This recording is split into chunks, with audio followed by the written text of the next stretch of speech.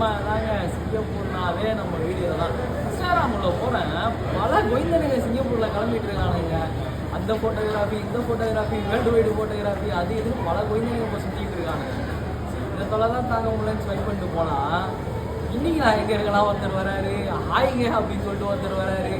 அது மட்டும் இல்லாமல் இன்னைக்கு நான் தேக்கா வந்திருக்கேன், தேக்கா போவோமா, வீடியோவில் இருந்துக்கிட்டு தேக்கா போவோமா எங்கே கேட்டால் நாங்கள் என்ன சொல்லுவோம். அப்புறம் பார்த்தீங்கன்னா வணக்கம் எஃப், இன்னைக்கு நான் எங்கே சாப்பிட வந்திருக்குன்னு பார்த்தீங்கன்னா அப்படி ஒருத்தர் கிளம்பி வராரு. இதெல்லாம் எப்படி தாங்க டைம் கிடைக்குது? நாங்களாம் வந்து வேலைக்கு போயிட்டு வந்துட்டு சாப்பிட்டு தூங்கிட்டு அடுத்த நாள் காலையில் வேலைக்கு போகவே எங்களுக்கு டைம் பண்ணல.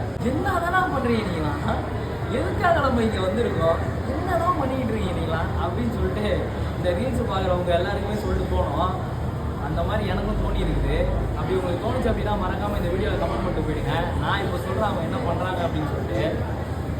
இங்கே பார்த்தீங்கன்னா வந்து சிங்கப்பூர் பொறுத்த அளவில் வந்து யாருக்குமே வந்து ஈஸியாக வந்து சம்பளம் வந்து கிடச்சிடாது. ஓகேவா? எல்லாருமே வந்து வேலை பார்க்க தான் வந்துடுவோம். உங்களுக்கும் கண்டென்ட் க்ரியேட் பண்ணுறவங்களுக்கும் என்ன வித்தியாசம் அப்படின்னு பார்த்தீங்கன்னா, ரொம்ப கஷ்டப்பட்டு வேலை பார்ப்பீங்க. ஸோ வந்து ரூமுக்கு வந்த உடனே பொழுது போல அப்படின்னு சொல்லிட்டு வீடியோ வந்து பார்த்துட்டு ஜாலியாக ரீல்ஸை பார்த்துக்கிட்டு ஸ்வைப் பண்ணிட்டு போவீங்க. அது வந்து உங்களுக்கு ஒரு பொழுதுபோக்கு. இந்த கண்டென்ட் க்ரியேட் பண்ணுறாங்களே அவங்களுக்கு பார்த்தீங்கன்னா வந்து வீடியோ போட்டால் தான் பொழுதுபோக்கு. ஸோ வீடியோ போட்டுட்டு நீங்கள் போகிற லைக்ஸோ நீங்கள் போகிற கமெண்ட்ஸோ அதை பார்த்துட்டு அவங்க கொஞ்சம் ஜாலியாக வந்து ஓகே லைக்ஸ் வந்து நம்ம கமெண்ட்ஸ் வந்து அப்படின்னு சொல்லிட்டு அவங்க கொஞ்சம் என்ஜாய் பண்ணுவாங்க. இப்போ ரெண்டு பேருக்குமே வந்து இதுதான் வித்தியாசம். நீங்கள் ரீல்ஸை வந்து ஸ்க்ரோல் பண்ணிட்டு பார்த்துட்டு போவீங்க, அவங்க என்ன பண்ணுவாங்கன்னா வந்து ரீல்ஸை போட்டு என்ஜாய் பண்ணுவாங்க. ரெண்டு பேருக்கும் அதுதாங்க